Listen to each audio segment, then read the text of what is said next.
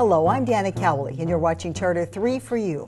Today we'd like to share some information to help you make a more informed decision about the Richland School District's Operation Renewal Levy. It's coming up for vote on February 11th. This two-year levy covers the 2015-16 calendar school years, and it supports basic education and services that's just not funded by the state.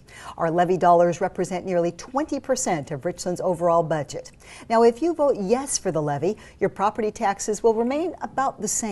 The levy rate is $3.26 for every $1,000 of your assessed property value. So if your house is worth about $200,000, your tax is about $650 a year. The Richland School Superintendent Rick Schulte joins us now. Welcome. Thank you. I'm glad to be here. Can you share with us how this levy money will benefit our students? You know, almost every aspect of school operations is assisted and benefited by a school levy. So student programs, student staffing, class size, athletics, activities, art, music, counselors, libraries, technology, everything in the school district is dependent in one way or another on a local levy. Now, this levy election is coming up February 11th.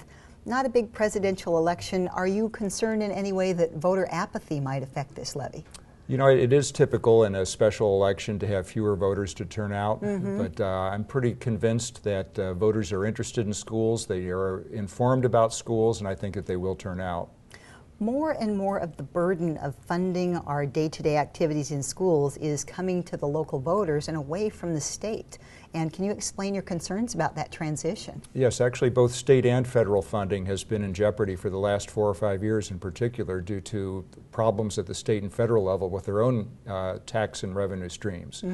And one solution of the federal and state government has been to cut back spending on schools. That leaves it up to the local taxpayers and local school boards to support the schools in lieu of the state and federal money. Yeah, not too long ago, our state Supreme Court ordered our legislature to better fund our schools. So how will that impact this levy money? Yeah, that's correct. Under the Supreme Court's McCleary decision, the state is required to fully fund basic education by the 2018 school year. So that's still several years into the future. The legislature is gradually moving in that direction, but in the meantime, we're still heavily dependent on local levies. And as we move forward in the future, as that is put into place, do you see the levy money being moved away from these operations, and then what would you like to see done with that? You know, the opportunity to add back some of the cuts that have been made over the last few years, you know, the state government has cut back because of its own budget problems on school funding. In Richland, for example, we've cut back the equivalent of about 40 teachers in the last several years due to cuts in state funding. So an increase in state funding doesn't necessarily entirely replace local levies. It'll bring back the state that we were at before all the cuts began to occur.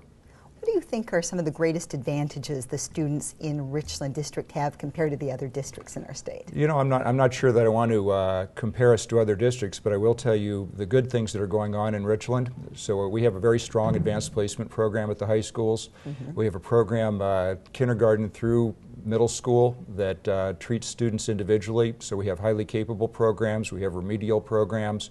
We try to treat each individual student where they're at and the needs that they particularly have. That's one of the things that we take great pride in. And you have a lot of experience in the field of education, but you're relatively new to our area, so you come with that fresh eye. What do you see as your challenges, and what are you moving to do to overcome those? You know, I think our challenges are somewhat similar to every other school district's challenges. We have higher standards, higher expectations. We want our students to learn at higher levels, more complex material, more abstract material, and be ready for post-secondary education, whether it's career education of one kind or another, 4-year colleges, 2-year colleges, military service, or whatever. We want every student to be prepared for that. So we have higher expectations.